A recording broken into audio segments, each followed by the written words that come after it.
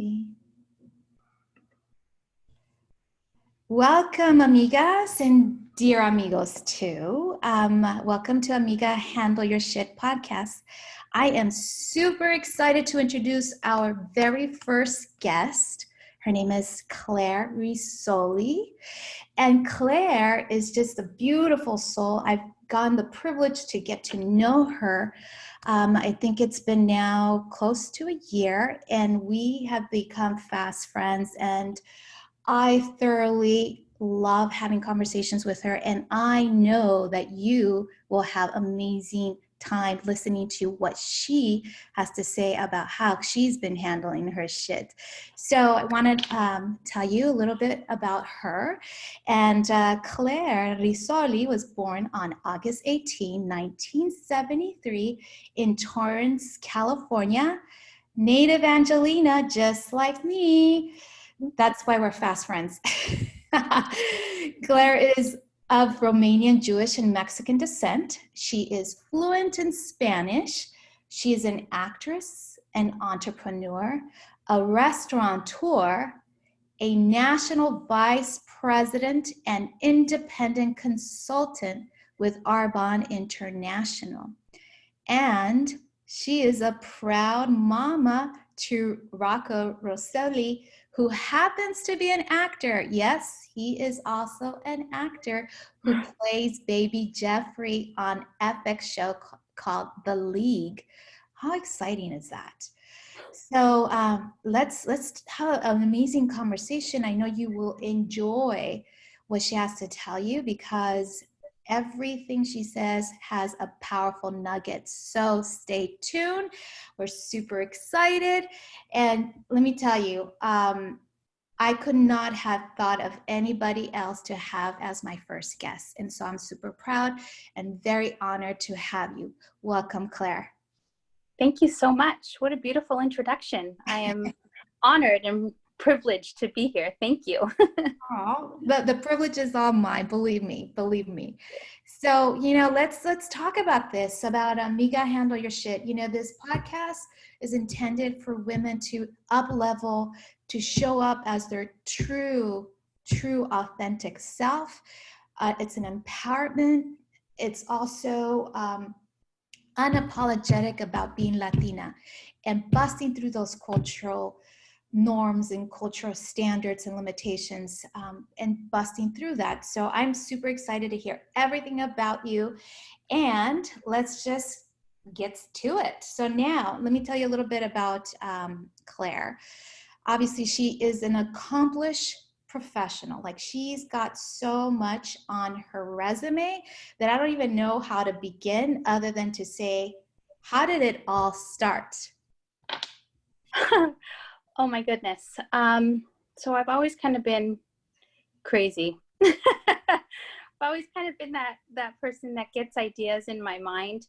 And even though I've never done it before, just crazy enough to fumble through it and figure it out. I guess how appropriate. Handle my shit. Yeah. And lose my shit in between handling my shit. I think, I don't know where it came from. Maybe both my parents, both my parents have really sick work ethic. Just a little background. My mom came to LA from Mexico at, I think she was 30 years old. So she didn't, speak English. She was number 3 of 11 kids, the first one to ever come here. So, she was definitely a luchadora. She had some chutzpah. That's the Jewish side of me as well, talking to you. She met my dad here in LA. She was taking an English second language class in Hacienda Heights. And the teacher was my uncle, my dad's brother. She met my dad there. Within a few months, they were married. He had just come back from Vietnam.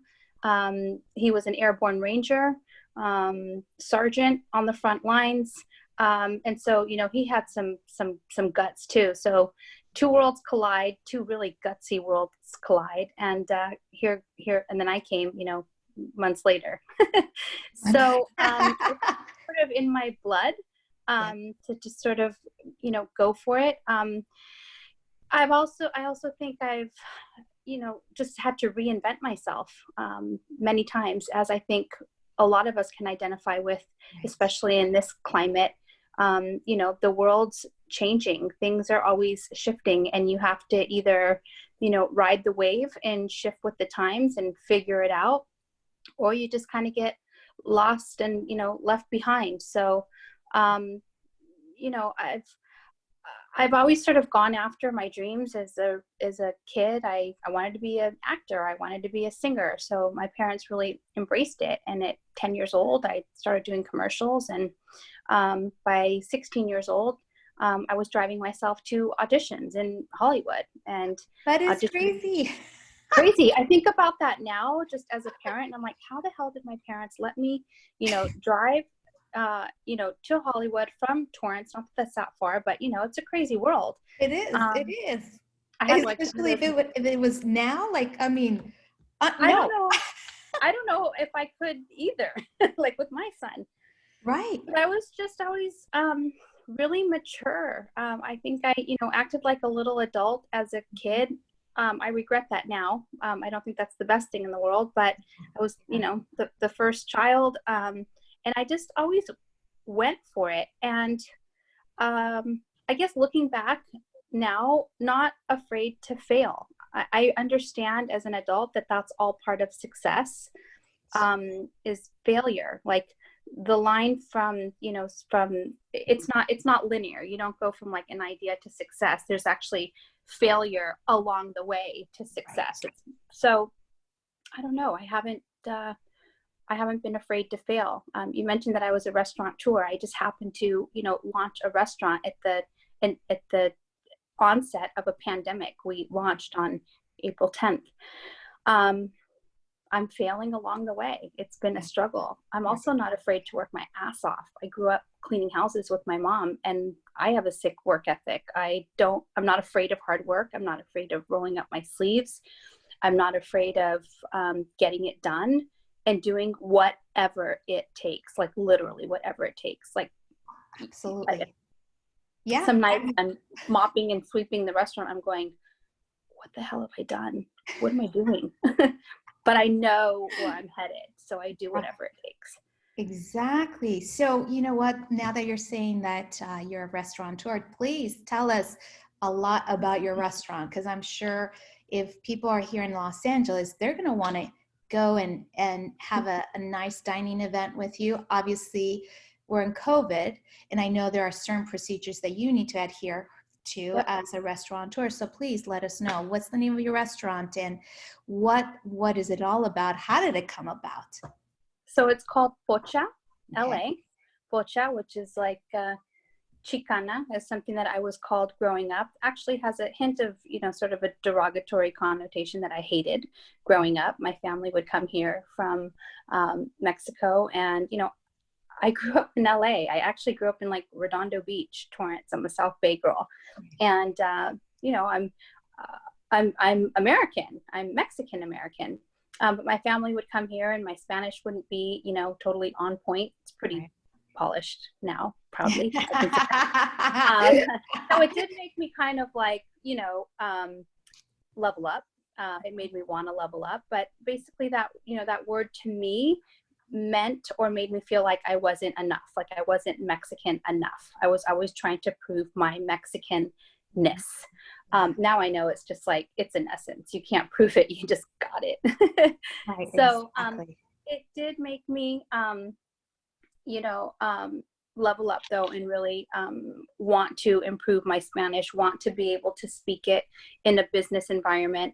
The Spanish that I spoke or learned at home is not the Spanish that I would particularly bring to the business environment when I was working as a freelance producer in Latino marketing and advertising. So it just made me want to step up and just have a lot more confidence on who I am. So the way that it came about, I've actually never had a restaurant before. I did work in the food service industry for about 10 years. I worked for these two guys named Rick and Larry. They're the two guys, attorneys that started California Pizza Kitchen before. You know what? I say it all the time. I think I learned more from working with those two guys as a server and a server trainer for California Pizza Kitchen than I probably learned in college. It was a really great experience, life experience. So, you know, I've loved the food service industry. I love hosting. I love cuisine. I love tradition. I love my culture. And it's just a fusion of all that sort of percolating into this idea. So the way that it came about, you mentioned that I'm an Arbonne independent consultant. This girl on my team, Michelle Seraphin, she catered. This was before she started doing Arbonne with me. She catered one of my son's birthday parties. I hired her husband. He has a restaurant called Mixto in Silver Lake. And they catered my son's birthday party. This was years ago. And I loved it. I loved the concept. I loved just everything that it was about, the branding. I'm a sucker for branding. My background's in, you know, marketing and advertising. So I just loved the whole idea. And as I got to know her, I did share the Arbonne business with her, and she did end up joining my team, and that's another conversation. But along the way, you know, I am really big on like vision boards and mapping out my goals. And for the last, you know, 5 years after getting to know her, I had written on my vision board, or my put on my vision board, or written out in my, you know, my 3-year, 5-year goals that I wanted to open up a mixto. I would talk to her and say, like, well, have you guys ever thought about like franchising, or have you thought about, you know, branching out? I lived in West LA at the time, and I thought, man, my neighborhood could really use a mixto here. I think it would do really well. But so planting the seeds, right? Planting that seed. You're like, because you're thinking, oh, I want to be part of that. Yeah. And I'm always thinking of like, you know, what's next? Right. What's next? I produced a few films, one that was featured at the Cannes Film Festival. Like, I just get these crazy ideas, and I'm like, what's next? And so I'm crazy enough to just do it and figure it out, and maybe, you know, fail my way there or flounder my way there. But I just, you know, I'm not a person that's stagnant. I get bored. So, you know, I'd moved up the ranks in my Arbonne business. I started to build, you know, a pretty significant income stream and foundation. So I thought, you know, I would never stop doing that business. It's brilliant. It's my cash cow. But what's next? I have learned and that it's all about multiple streams of income. And I thought, you know, I wanted to create other streams, but even though I was doing well in this Arbonne thing, like still like not, there's more to me than that. So there's all this stuff that I just needed to get out of my system, and I need to get out of my system before, you know, I leave this planet. So Mixto was one of those things, and it just never really panned out. We had entertained ideas or entertained, you know, the idea of maybe partnering with them. Cut to like 2 years ago, I was at their house. They were having a little party for their wedding anniversary. And I was talking to one of her cousins, who's also Pocho. And I brought up the word, you know, Pocho. I was like, oh my God, he lives in Texas. Like, I hated being called that growing up. And we got into this whole conversation about, you know, Pocho and what it means. And as I said it, Michelle's husband was walking by, and almost at the same time, the same second, we both said, that'd be a great name for a restaurant. And then just kind of like laughed. Ding, ding, ding, ding, ding, ding, ding, ding, ding, ding, ding, ding. So I came home and I couldn't stop thinking about it. So I started printing out. I just would, you know, make like a little Word document, like colorful, and like I made up. I don't know anything about like graphic design, but I just printed out something that said Pocho or Pocha, because I like that better, just the sound of it, Pocha. I started amiga. Yeah. And so I printed something out and put it on my vision board, but also started printing out the names of all the cities that I pictured this restaurant being in. And it was like Boyle Heights, Santa Ana, Huntington Park, Highland Park, Jefferson Park. I should actually show you my vision board, but it's in the other room. So that was a couple years ago. And here we are. We launched the restaurant on April 10th, 2020, at the onset of a pandemic. Not ideal timing for one of the hardest hit industries, during COVID. We are limited to takeout and delivery when we first launched.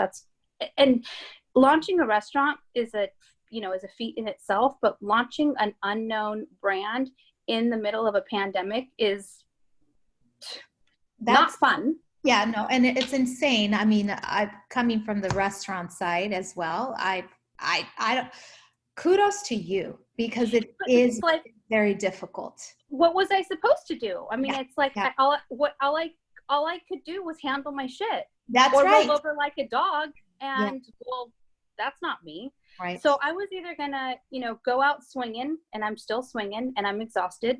Last night I was sweeping floors and mopping because I can't afford, all the labor to do that kind of stuff. Right. So Michelle and I are in the trenches. Right. She designed the menu. I gave her some of my ideas, but I'm not a chef. She created the menu at Mixto, so she created the menu at Pocha. She is literally on the line preparing all the food, and I run the front of the house, all the operations, the marketing, HR, payroll. Right. What payroll for 5 people, but still. And those are things that I've never done before. That's money that is not in your pocket, because you're shuffling out, right? Yeah. It's not like it's coming in. A little bit. I mean, we're barely breaking even, which is unheard of for a brand new restaurant in the first couple months, and then, throw in a pandemic. I know. No, yeah, girl, I know. Wow. It's not fun. But no, it's definitely not fun. And like I said, I'm like, kudos to you, because it really is an undertaking to open up a restaurant. And I don't think that many people really realize what an undertaking it is to open up a restaurant. Can you tell us like a couple of things that you did in order to start this project? So the way that we started it was, I started socking away money that my Arbonne business was producing. And I wanted to, I guess, parlay it into a few different things. Real estate was one of them. Mm-hmm. Restaurant was one of them. I have, some ideas that I'm throwing around. So I had put away some money. So we started the business with my startup capital.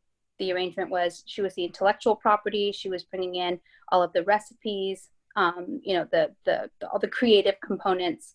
And I was doing, more of the finance and funding. We did also seek out an SBA loan, which we were in the process of closing. And then when the pandemic hit, we went to the bank with the idea that, we were signing the loan docs that day, and they actually brought us into the conference room to let us know that they are not in funding restaurants at this time until further notice, because 60% of restaurants are expected to fail or close. Oh my God. So we're running on fumes. We had exhausted our startup capital. So right now, we're just, I don't know how we're doing it, but we're getting, the community has been absolutely amazing. I want to give a shout out to Highland Park, because that community has kept us open. I mean, there's so many regulars that come in every day saying, thank you for being open. Thank you for feeding us. Thank you for being here.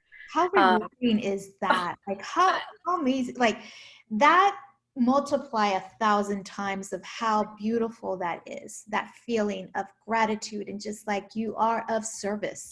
Totally. The people, they're keeping us open, but it's also, I feel it's an interdependent relationship. We depend on the community, and the community depends on us. Like, hey, people got to eat. And, for the last 4 months, I mean, I guess there's a lot of people, cooking at home, but you got to mix things up, So the community has been amazing. Our only marketing has been, we did a door hanger campaign because that's what we could afford, and Instagram, just all social media, and actually some publications had actually sought us out, and we've had some great interviews with Infatuation LA, Eater LA, the East Sider.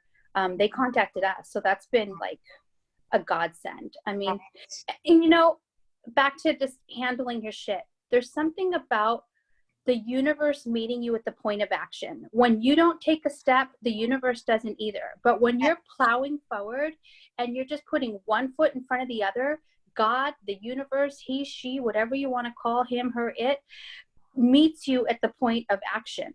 Amen. Amen. Amen. So it's like when you make a decision, the world, the universe conspires with you. That's a truth bomb. Full on. Beautiful. Yes. And it continues to happen. And even though we're struggling, it's just sort of, you know, nothing worthwhile.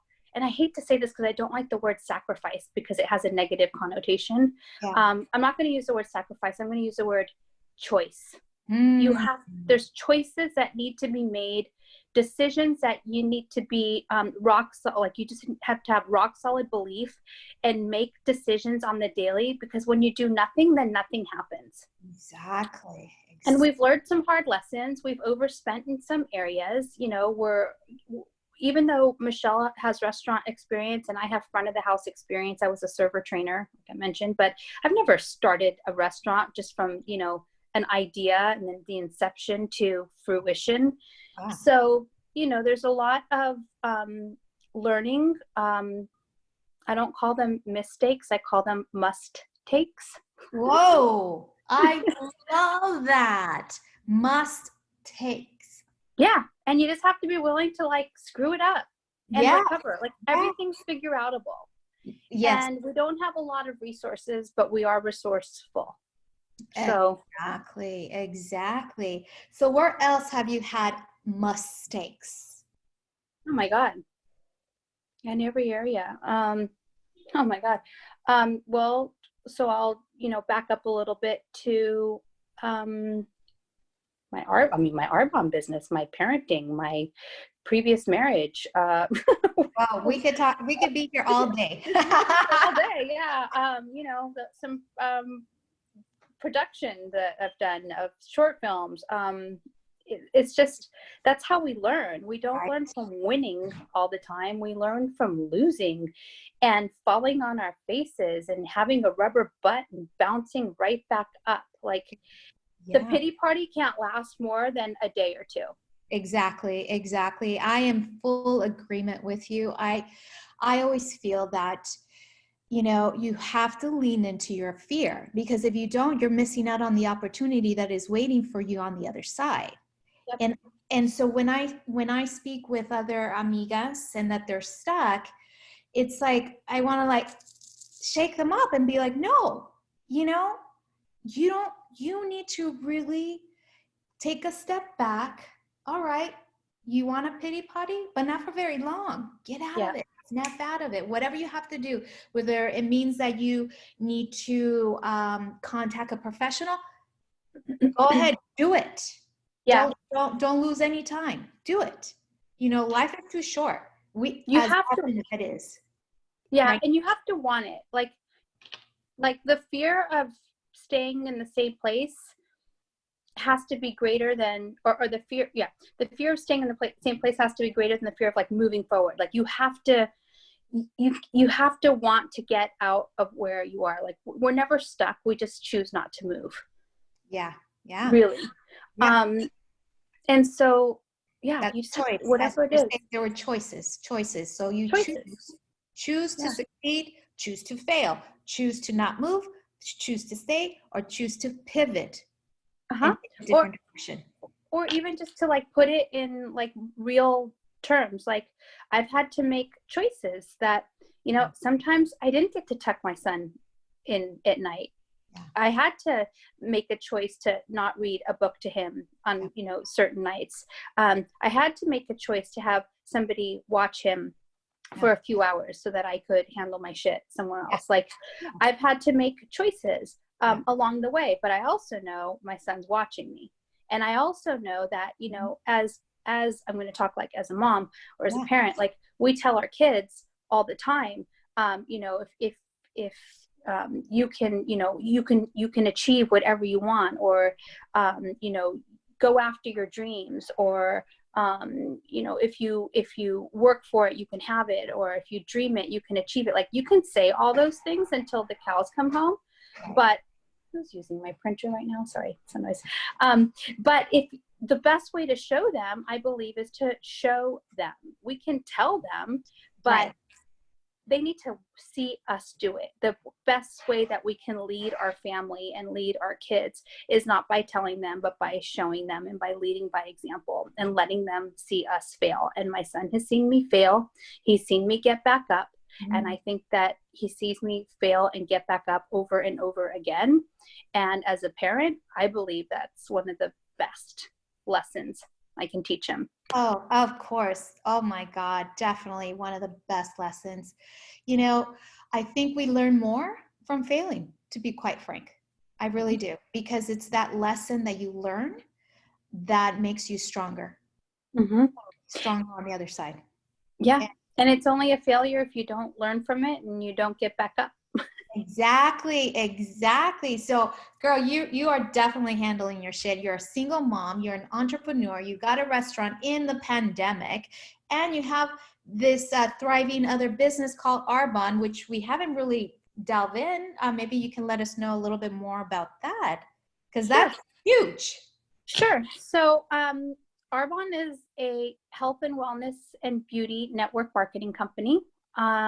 This is something that I never imagined myself doing 10 years ago when I was introduced to it.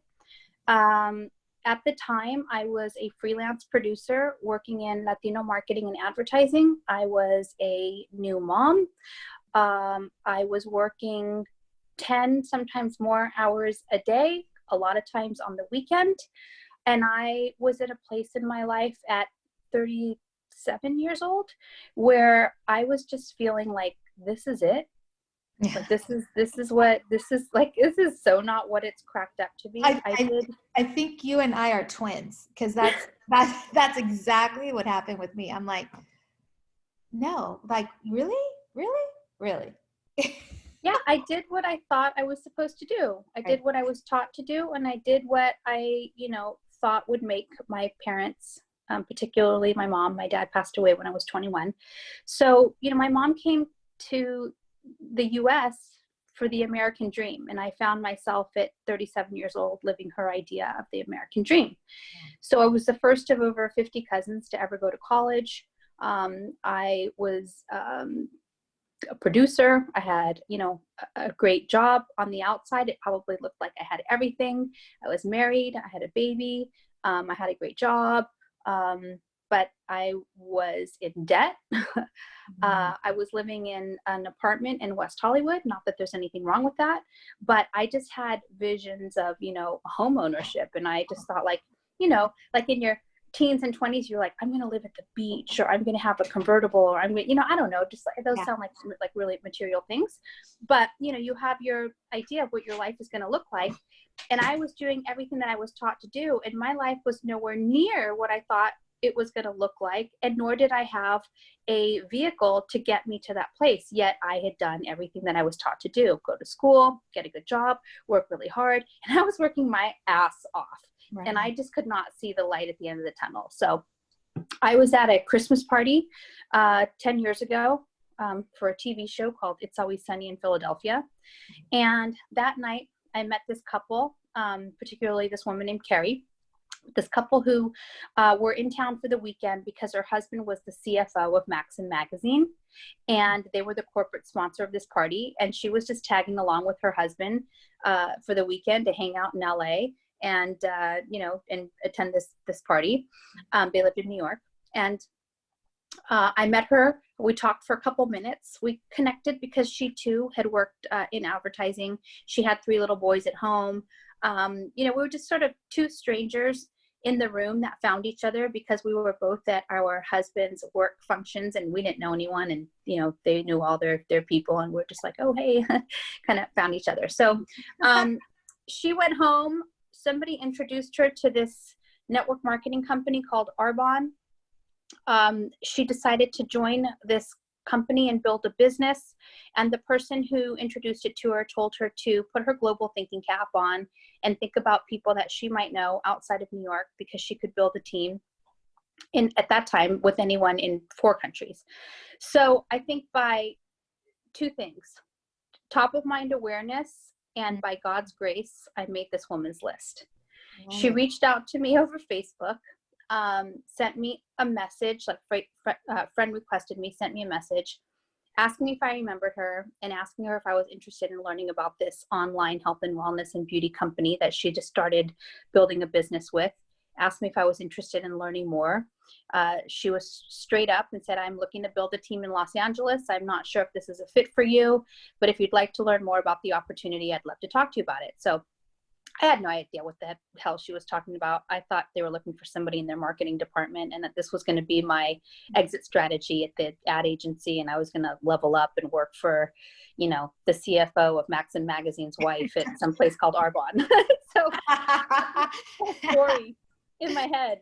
Right. So she calls me up and she's, you know, starts sharing a little bit about, you know, the products and the anti-aging skincare and the neck cream. And I'm thinking like, what the hell is this? Like, you want me to sell creams? Like, is this like one of those like Mary You're like, Kay? I thought you were going to give me a job at Maxim. Like, Exactly. I'm thinking like, you're doing like one of those things. And so I cut her off and I was like, is this like network marketing? And I kind of laughed and I was a little, you know, just, I don't know, maybe a little condescending. And her response was, oh yeah. And it was just her conviction and her, oh yeah, like, yeah, of course it is. It just kind of made me like lean in a little bit and be like, okay, why would someone like you be doing something like this? As I'm looking around my little Cracker Jack box apartment in West Hollywood, and I knew that this woman lived in Scarsdale, New York. And I don't know if you know anything about Scarsdale, but I was totally profiling. It's one of the most affluent communities like in the country. And I knew that because my ex-husband was from New York and lived in the town next door. Yeah. So I just thought maybe I should just listen. I'm just going to listen and entertain this lady and see what's up.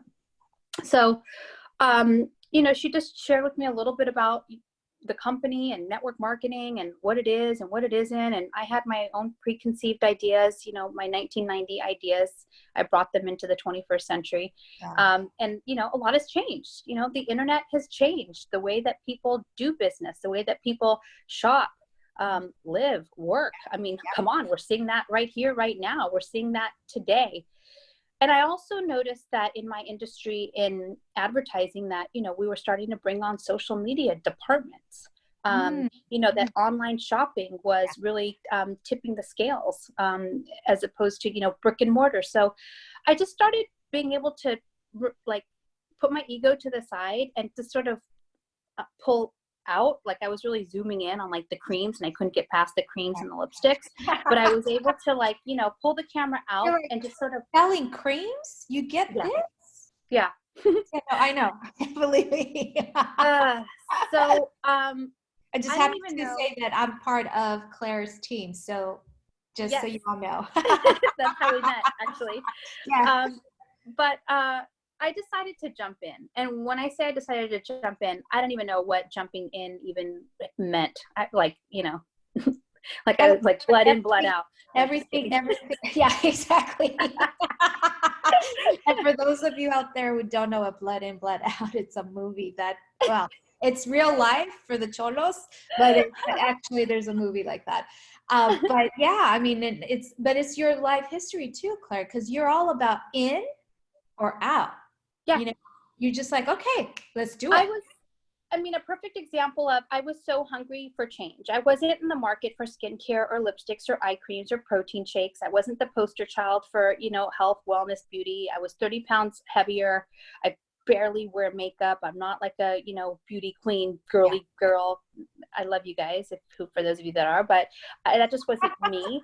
Right. But I was just so hungry for change, and the fear of staying the same was greater than the fear of leaning in and just trying something else. So I started Googling Forbes, network marketing, Forbes, Huffington Post, Forbes, New York Times, and I was so hungry to learn and understand, like, what is it about this business model that helps people change the trajectory of their lives? Like, why is it wildly successful, or why are some people wildly successful? Why is it such a, you know, multi-billion-dollar market. Like, let's face it, I don't see myself ever doing something like Amway. It's just like, it's not really the brand that represents me, or their mission doesn't represent me, or it's just the branding isn't really in alignment with my personal branding.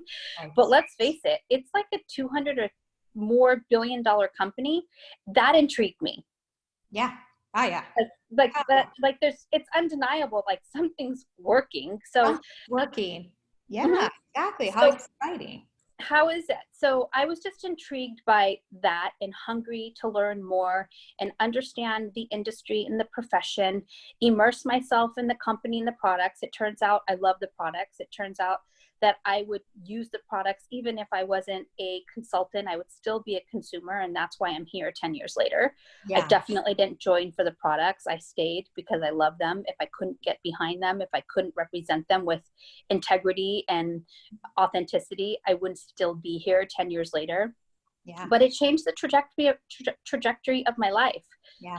I learned other skills. I learned about another way. It's not the only way. It was just another way. So I was able to segue out of my marketing and advertising career and, build an income from home, being a present parent, which was the most important thing to me.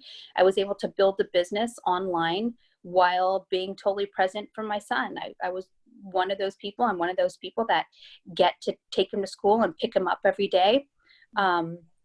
I'm able to, take them to his activities. I'm able to, be there for all the important stuff. I did make choices along the way. I did say that, sometimes I miss tucking him in bed at night or reading him a book or, having to, make some choices so that I could propel forward.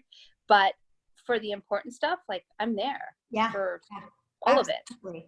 And it's so beautiful that you have this awareness and this life of Arbonne to allow you to do what is most important in your life. Yeah. And I was able to, as a result of it, and by the way, I want to, I need to preface this with, that not, how do I say this? Like, results for everyone are different. You don't just become an Arbonne consultant and, move your way up the ranks. Like, I worked my butt off. Yeah. I treated it like a business from the get-go. I still continue to build my Arbonne business. It's still part of my day. I'm still building my client base. I'm still, teaching people and training people how to do what I do, how to sell products and how to build a team. Like, I still do that 10 years later. So it's not like, I just kick my feet up and, I just cash in. Like, I really do work my business. But I was able to, build a significant stream of income so that I could get my hands in other businesses. Exactly. And that's why you have Pocha now. It's like so beautiful. It's like it's a wonderful connection because everything is you heard the knock and you became curious at every point. And that's exactly what we want to do with Amiga Handle Your Shit. Like, let amazing women out there know that if you hear that knock, go open it. See what's out there, because you just don't know until you know, right? It's like, and sometimes, like, I think, a lot of what we're asking for, it doesn't always come out, like, present itself in the package that you were expecting. So I was asking for, some freedom. I was asking for some flexibility. I was asking for an additional income stream. I was asking to be able to, be healthier and take time for myself. I was asking, for all these things. And then this, this thing called Arbonne shows up. And at first I was like, ew, I don't like that wrapping paper. Yes. Like that bow, that green bow, like yuck. And then I started unwrapping, the gift, and I realized, like, so much of what I was asking God for came in this package called Arbonne. Right. And I felt like I was too good for it at first. I was way too fabulous for Arbonne. I was the first of 50 cousins to go to college. Like, yeah, hell, what? But here's the interesting part, is that I started meeting other really successful people in Arbonne who were way more fabulous than me. like you, like lawyers and doctors and, you know, things that I was taught growing up, like those are the prestigious careers. And I'm like, why are they doing Arbonne? Well, maybe I can learn something from them. I've always wanted to level up in my life. Yeah. Yeah. And being the dumbest person in the room is the best way to do that. Well, I don't think you're the dumbest person in the room. Actually, I think quite the contrary, my dear. But this, I mean, you have been telling us so many truth bombs. I mean, I want you to be back. Thank I mean, we could talk all day. That's for sure. That's 100%. Thank So, you. I just want you to know that I just have so much respect for you. You have just, I don't even know if you know, but you just helped me level up in my life. I look up to you. I respect you, your business acumen, who you are, what you're about, what you represent. And when you asked me to do this, not only was I completely honored and grateful, but it was an immediate like, yes, yes, and yes. So thank oh you. my God, that is so beautiful. Thank you so much, Claire. I mean, I think the world of you as well, and I am so honored that you're here because you have a wealth of information that the world needs to know, and now they're getting that opportunity to know. So it's pretty. I want to cuss, but I think I did a couple times. Sorry. pretty fucking cool. Oh, yeah. Thanks. I'll take it.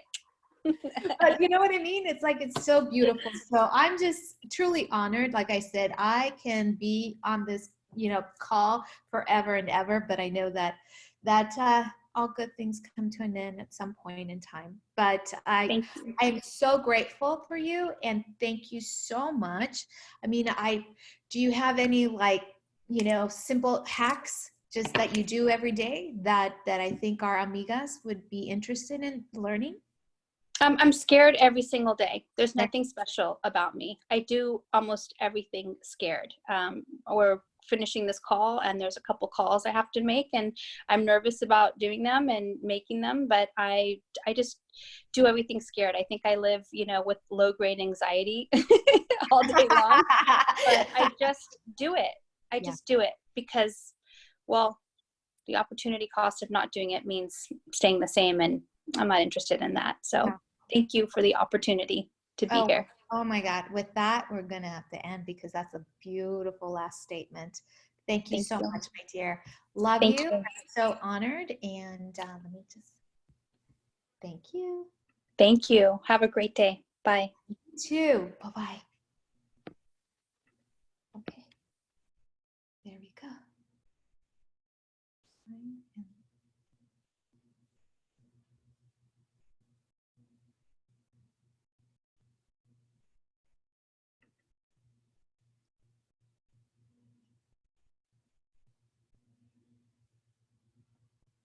After stopping, you'll retrieve an email. Okay.